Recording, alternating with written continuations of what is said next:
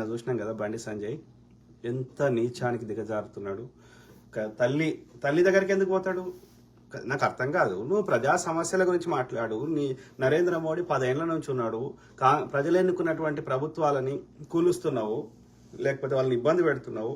వాళ్ళని ఓన్లీ నీ CBI, ED, IT, ఈ యొక్క ఎలక్షన్ కమిషన్ ఇవన్నీ ఇండిపెండెంట్గా పనిచేయాల్సిన సంస్థల్ని బీజేపీకి అనుబంధ సంస్థ లెక్క చేసుకున్నావు. మీడియా సంస్థని బీజేపీకి ఇక స్పోక్స్ పర్సన్ అవసరం లేదు బీజేపీకి, అర్థమైందా? ఈ గోధి మీడియా, నేషనల్ ఛానల్స్ అన్ని బీజేపీకి స్పోక్స్ పర్సన్సే. మీడియాలో ఏం రావాలని నువ్వే కంట్రోల్ చేస్తున్నావు. సో అట్లాంటి దుర్మార్గులు కోర్టులో ఏం తీర్పులు రావాలని నువ్వే కంట్రోల్ చేస్తున్నావు. No, this is not correct. నియంతృత్వ దేశాల్లో కూడా ఇట్లా లేదు పరిస్థితి, అర్థమైందా?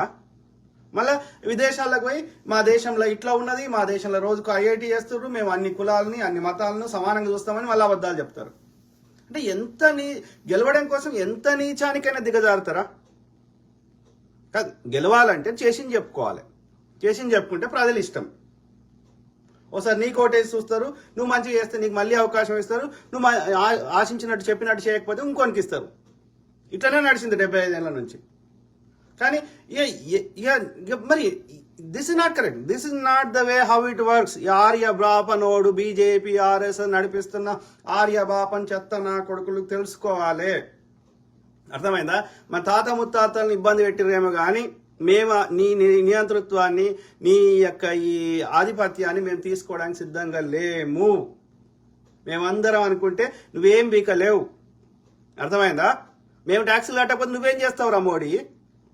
చెప్పండి. ప్రజలు నిర్ణయించుకుంటే ఒక్కడు పెట్రోల్ పోయించుకోకపోతే మోడీ గారికి పైసలు అడికలు వస్తాయి. ఏం చేస్తావు? ఎవరికి ఎట్లా జీతాలు ఇస్తావు? బల్బు కాకపోతే, కావరం కాకపోతే, అరే నువ్వు ప్రధాని రా అయ్యా, నువ్వు నీళ్ళలో పోయి మునుగుడు గవి కాదు నువ్వు చేయాల్సింది. మోడీ అనే లుచ్చనా కొడుకు ముస్లింలకు కూడా ప్రధాని, భారతదేశంలో ఉన్న ముస్లింలకి, భారతదేశంలో ఉన్న క్రిస్టియన్లకు కూడా ప్రధాని వాడు. ముస్లింలు క్రిస్టియన్లు కూడా ట్యాక్సులు కడుతున్నారు, భారతీయ చట్టాలు పాటిస్తున్నారు, అర్థమైందా? నీకు అంత హిందుత్వం మీద ప్రేమ ఉంటే గుళ్ళ పూజారి కావచ్చు కదరా బోసిడికే, గుళ్ళ పూజారి కావచ్చు కదా, లేకపోతే శృంగేరి శంకర పీఠానికి ఇంకో పీఠానికి అధిపతి కావచ్చు కదా. నా హిందూ మతానికి ఇది అవుతుంది కాబట్టి నేను హిందూ మత ధర్మ ప్రచారం చేసుకుంటా, సన్యాసం పుచ్చుకున్నా అని చెప్పొచ్చు కదా. ప్రధాని ఎందుకు కావాలి మళ్ళీ దానికి?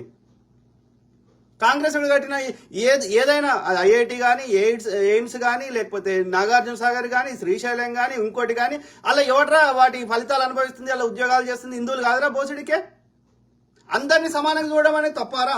పోనీ మరి నువ్వు హిందువులకి ఏం స్పెషల్గా ఫేవర్ చేసినావో చెప్పు. హిందువుల ట్యాక్సులు తీసుకుని బంద్ చేసినావా? చెప్పండి రా.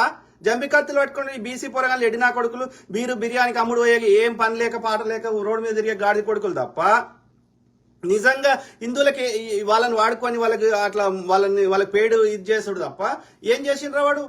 చెప్పండి రా. ఎవడో బీసీ, నేను కూడా బీసీ రా, పద్మశాలి, మా తాత మొగ్గని ఇష్టోడు, ఈడు ఈ బాబాసాహెబ్ అంబేద్కర్ గారు రాసిన ఈ రాజ్యాంగం లేకపోతే మా తాత మొగ్గని వేస్తాడు, మా నాయన మొగ్గని చేస్తాడు, నేను మొగ్గని వేస్తాడు. నీ బోసుడికే చేనేత వస్త్రాల డిమాండ్ ఉందారా? బాపనోడు ఏం పని చేయకుండా కూర్చున్న దగ్గర దోసుకుంటున్నాడు, రాజులను కంట్రోల్ పెట్టుకుని అట్లా దోసుకున్నాడు. ఎన్ని చట్టాలు వీడు బాపనోడు పెట్టిన చట్టాలని మనం తీసేయాల్సి వచ్చింది చెప్పండి. సతీ సహగమనం, భర్త చచ్చిపోతే భార్యను తీసుకొని అలా వేసిర్రు. నేను అబద్ధం ఆడితే అడగండి. శివాజీ మహారాజ్ యొక్క భార్యలను వేసిర్రు, రాజా రంజిత్ సింగ్ యొక్క భార్యలను వేసిర్రు సతీ సహగమనం. వయసులో ఉన్న భార్యను తీసుకొని భర్త చచ్చిపోతే అలా వేసిర్రు. ఎవడు చెప్పిండి ముచ్చట? ఈ బాపన్ నా కొడుకు కాదు, ఆర్య బాపన్ నా కొడుకు. చెప్పండి. శూద్రుడు అంటే ఇంక్లూడింగ్ రెడ్డి, కమ్మ, కాపు కూడా శూద్రుడే. వాడు వేదం ఈ బాపనోడు వీని చెవులకి వెళ్ళి వాడి చెవులనే చెప్పుకుంటాడు, ఇంకో బాపనోడు చెవులనే. ఇక పుస్తకం రాస్తే ఈడు శూద్రుడు అవుతాడు అని చెప్పి రాయకపోతుండే. ఎవడన్నా బై మిస్టేక్ లో ఈడు ఆడి చెవులో చెప్తుంటున్నాడు అనుకో, వీని చెవుల సీసం పోస్తాడు, ఇంటే మళ్ళా వాడి మళ్ళీ చెప్తే నాలుకలు పోస్తాడు. ఈ శూద్రుడి భార్యని ఫస్ట్ బాపనం దగ్గర 3 రాత్రులు వండబెట్టాలి. ఎన్ని ఇప్పటికి రేవంత్ రెడ్డి గారు మీకు దండం పెడతా, ఈ గుళ్ళల్లో తమిళనాడులో ఇంప్లిమెంట్ చేసినట్టు తెలంగాణలో కూడా బీసీ, ఎస్సీ, ఎస్టీలు కూడా, రెడ్డిలు, కమ్మలు, కాపులు కూడా వీళ్ళంతా శూద్రులే. రెడ్డి, కమ్మ, కాపు వ్యవసాయం చేసుకుంటారు, కాపు దానపోళ్ళు వాళ్ళకి ఈ భూముల రేట్లు పెరిగినాక వాటికి విలువ ఉంది. వెనకట భూములకు విలువ లేదు, ఎందుకంటే నీళ్లు లేకుండే, ఆ యొక్క వర్షాలు లేకుండే, కాబట్టి భూములకు విలువ లేదు. కాబట్టి ఆ భూములు నీకు ఎన్ని ఎకరాలున్నా, 100 ఎకరాలున్నా, 1000 ఎకరాలున్నా ఎవడు పట్టించుకోలే. అర్థమైందా?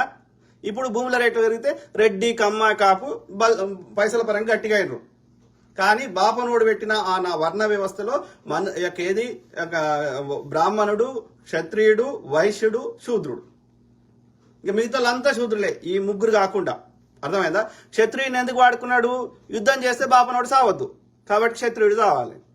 అర్థమైందా? వైశ్యుని ఎందుకు వాడుకున్నాడు? వ్యాపారం చేస్తే నష్టం రావద్దు, కాబట్టి ఆ నష్టం వైశ్యునికి రావాలి. మరి ఎవడరా ఇక ఏం పని చేయకుండా, ఏం ఒళ్ళొంచకుండా కుసున్న దగ్గర ముచ్చడి చెప్పి అందరి పైసలు దోసుకున్నది ఎవడరా? వెనక నుంచి వేల లక్షల సంవత్సరాల నుంచి మళ్ళీ ఇప్పటివరకు ఇదే బాపనోడు. శూద్రుడు తప్పు చేయకున్నా వాడి గోడ కుర్చీ కూర్చోవాలి. శూద్రుడు తప్పు చేయకున్నా కఠినమైన శిక్షలు. అదే బాపనోడు ఎన్ని తప్పులు చేయి వానికి శిక్షలు లేవు. బ్రహ్మహత్య పాపకం అంటాడు వాడు. అర్థమైందా? ఎవడు మన దేశపోడు కాదు. మన దేశపోళ్ళందరినీ నల్లతోలున్న ఈ దేశంలో ఉన్న వాళ్ళందరూ నల్లకు ఎండకు మొద్దు పని చేసుకుంటారు కాబట్టి, వ్యవసాయం చేసుకుంటారు కాబట్టి వీళ్ళు నల్లతోలు ఉంటే వీళ్ళని రాక్షసులు అన్నాడు, దయ్యాలు అన్నాడు, అసురులు అన్నాడు. వాడు ఎక్కడి నుంచో తెల్లతోలు పట్టుకొని వచ్చినవాడు వాడు డివా అన్నాడు, వాడు దేవుడు అన్నాడు. వాడు సురుడైండు, సురాపానం దాగి నిత్యం మత్తులో ఉండి యొక్క ఏది అందమైన స్త్రీలతోటి బట్టలు లేకుండా నాట్యం చేయించుకొని దేవదాసులుగా చేసి యొక్క అన్ని రకాలుగా ఎంజాయ్ చేసి నిత్యం మత్తులో ఉన్నాడేమో వాడేమో సురుడైండు. ఇక వీడు నియమ నిబద్ధలతో మొద్దు పని చేసి నల్లతోలు ఉన్నాడేమో అసురుడైండు. చెప్పండి. సో ఆ క్రమంలో ఈ బీజేపీ లుచ్చనా కొడుకులు ఏం చెయ్యరు. చేస్తే అన్ని అభివృద్ధి చేస్తే ఏదైనా కడితే ఈ దొంగనా కొడుకులు తినలేరు, కాబట్టి దోసుకుంటారు. దోసుకొని ఆ దోపిడి నుంచి ప్రజల దృష్టి మరల్చడానికి పొద్దుగా లేస్తే ఏది అబద్ధాలు ప్రచారం చేసుడు, వాళ్ళ వ్యక్తిగత క్యారెక్టర్ అసాసినేట్ చేసుడు, లేకపోతే వాళ్ళ ఆర్థిక మూలాల మీద దెబ్బకొట్టుడు, లేకపోతే సిబిఐ, ఈడీ, ఐటీ దాడులు చేపించుడు, లేకపోతే ప్రతిపక్ష ఎమ్మెల్యేలు కొనుక్కోవడము, ప్రజలు ఎన్నుకున్న ప్రభుత్వాలని కూల్చడము, కాంగ్రెస్ కానీ మిగతా వాటిని. అర్థమైందా?